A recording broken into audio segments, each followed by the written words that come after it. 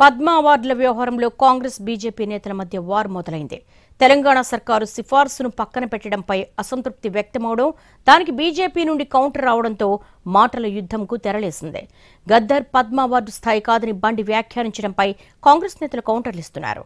నక్సలైట్లను పార్టీలోకి ఎలా చేర్చుకుంటారని ప్రశ్నిస్తున్నారు.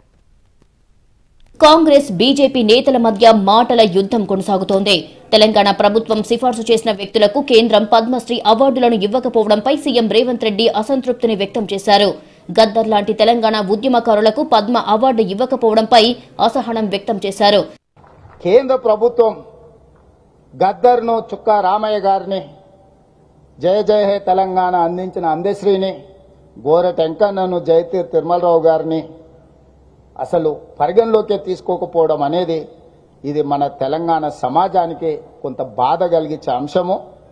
ఇప్పటికైనా ఈ ప్రాంతం నుంచి కేంద్రంలో ప్రాతినిధ్యం వహిస్తున్న పెద్దలు ఆలోచన చేయాలి.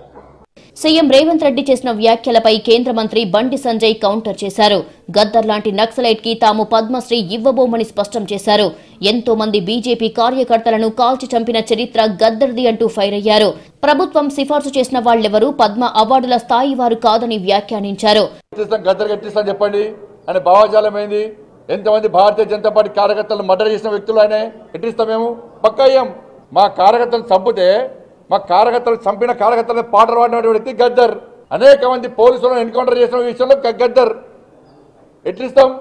బండి సంజయ్ మాటలపై కాంగ్రెస్ నేతలు ఫైర్ అయ్యారు. గాంధీ భవన్ ముందు కాంగ్రెస్ నేతలు సంజయ్ దిష్టిబొమ్మ దహనం చేశారు. తెలంగాణ ఉద్యమకారుడు గద్దర్ కు పద్మశ్రీ ఇవ్వాలని కోరడం తప్ప అని అన్నారు ప్రభుత్వ విప్ ఆది శ్రీనివాస. మావోయిస్టులను పార్టీలో చేర్చుకోలేదా అంటూ బీజేపీని ప్రశ్నించారు. నక్సలైట్ గా ఉన్నటువంటి వాళ్ళను వాళ్ళ పార్టీలో చేర్చుకొని ఎమ్మెల్యే టికెట్ ఇవ్వచ్చు, ఎంపీ టికెట్ ఇవ్వచ్చు, వాళ్ళ పేర్లను ఈ విధంగా ఓ తెలంగాణ వాదైనటువంటి, తెలంగాణ రాష్ట్రం కోసం పోరాటం చేసినటువంటి ఓ గద్దర్ గారి పేరు ప్రతిపాదిస్తే ఎందుకు రాద్దంతమని అడుగుతున్నా. గద్దర్ మీద బండి సంజయ్ వ్యాఖ్యలను ఖండించారు కాంగ్రెస్ నేత అద్దంకి దయాకర్. బుద్ధిస్టు మీకు మావోయిస్టుగా మాత్రమే కనపడ్డా అని ప్రశ్నించారు.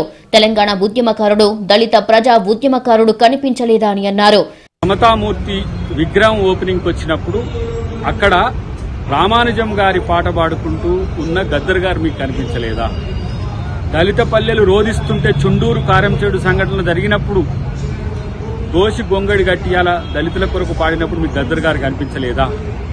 లేదు, తెలంగాణ ఉద్యమంలో తను పాదయాత్ర చేసినప్పుడు, తెలంగాణ ఉద్యమం కొరకు తన రక్తాన్ని చిందించినప్పుడు మీకు తెలంగాణ ఉద్యమకారుడు కనిపించలేదా?